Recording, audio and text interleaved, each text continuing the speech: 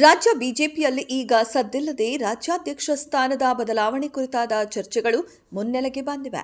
ಹಾಲಿ ರಾಜ್ಯಾಧ್ಯಕ್ಷ ಬಿವೈ ವಿಜಯೇಂದ್ರ ಅವರ ಅಧಿಕಾರ ಅವಧಿ ಮುಕ್ತಾಯಗೊಳ್ಳಲು ಇನ್ನೂ ಸಾಕಷ್ಟು ಸಮಯವಿದ್ದರೂ ಪಕ್ಷದ ಪ್ರಭಾವಿ ನಾಯಕರು ಈಗಿನಿಂದಲೇ ಈ ಮಹತ್ವದ ಸ್ಥಾನಕ್ಕಾಗಿ ಕಸರತ್ತು ಆರಂಭಿಸಿದ್ದಾರೆ. ವಿಶೇಷವಾಗಿ ಮಾಜಿ ಸಚಿವ ಶ್ರೀರಾಮುಲು ಅವರು ಈ ಬಾರಿ ರಾಜ್ಯಾಧ್ಯಕ್ಷ ಪಟ್ಟ ಅಲಂಕರಿಸಲು ತೆರೆಮರೆಯ ಭಾರೀ ಲಾಬಿ ನಡೆಸುತ್ತಿದ್ದಾರೆ ಎಂಬ ಮಾಹಿತಿ ರಾಜಕೀಯ ವಲಯದಲ್ಲಿ ಸಂಚಲನ ಮೂಡಿಸಿದೆ. ಬಿವೈ ವಿಜಯೇಂದ್ರ ಅವರ ಅಧಿಕಾರ ಅವಧಿ 2026ರ ನವೆಂಬರ್ ತಿಂಗಳಿಗೆ ಮುಕ್ತಾಯವಾಗಲಿದೆ. ಬಿಜೆಪಿಯ ಸಂಪ್ರದಾಯದಂತೆ ರಾಜ್ಯಾಧ್ಯಕ್ಷರ ಅವಧಿ ಸಾಮಾನ್ಯವಾಗಿ 3 ವರ್ಷಗಳಿರುತ್ತದೆ.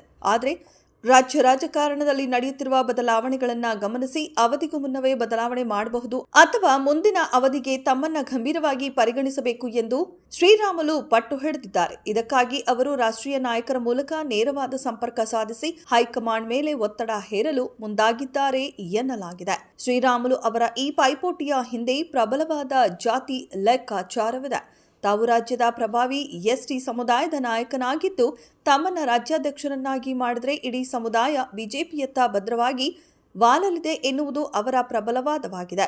ಪ್ರಸ್ತುತ ವಾಲ್ಮೀಕಿ ಅಭಿವೃದ್ಧಿ ನಿಗಮದ ಹಗರಣ ಹಾಗೂ ಮೀಸಲಾತಿ ಹಂಚಿಕೆ ವಿಚಾರದಲ್ಲಿ ಎಸ್ಟಿ ಸಮುದಾಯವು ಆಡಳಿತಾರೂಢ ಕಾಂಗ್ರೆಸ್ ಸರ್ಕಾರದ ವಿರುದ್ಧ ತೀವ್ರ ಅಸಮಾಧಾನಗೊಂಡಿದೆ. ಇಂತಹ ಸಂದರ್ಭದಲ್ಲಿ ಸಮುದಾಯದ ಪ್ರಮುಖ ನಾಯಕನಿಗೆ ಪಕ್ಷದ ಸಾರಥ್ಯ ನೀಡಿದರೆ ಲೋಕಸಭೆ ಚುನಾವಣೆಯ ನಂತರದ ರಾಜಕೀಯ ಸ್ಥಿತ್ಯಂತರಗಳಲ್ಲಿ ಬಿಜೆಪಿಗೆ ದೊಡ್ಡ ಬಲ ಸಿಗಲಿದೆ ಎಂಬುದು ಅವರ ಲೆಕ್ಕಾಚಾರ.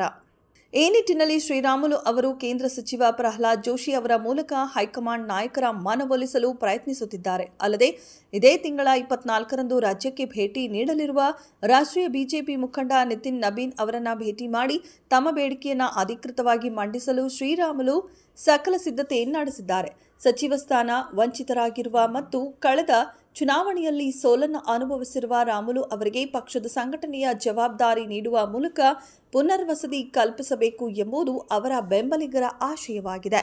ಒಂದೆಡೆ ಶ್ರೀರಾಮುಲು ಅವರ ಲಾಬಿ ಜೋರಾಗಿದ್ದರೆ ಇನ್ನೊಂದೆಡೆ ಎಸ್ಟಿ ಸಮುದಾಯದ ಮತ್ತೊಬ್ಬ ಪ್ರಮುಖ ನಾಯಕ ಹಾಗೂ ಮಾಜಿ ಶಾಸಕ ರಾಜೇಗೌಡ ಅವರು ಸ್ವಲ್ಪ ಭಿನ್ನವಾದ ಧ್ವನಿ ಎತ್ತಿದ್ದಾರೆ. ಪಕ್ಷದಲ್ಲಿ ಸದ್ಯಕ್ಕೆ ರಾಜ್ಯಾಧ್ಯಕ್ಷರ ಬದಲಾವಣೆ ಕುರಿತು ಯಾವುದೇ ಅಧಿಕೃತ ಚರ್ಚೆಗಳಿಲ್ಲ.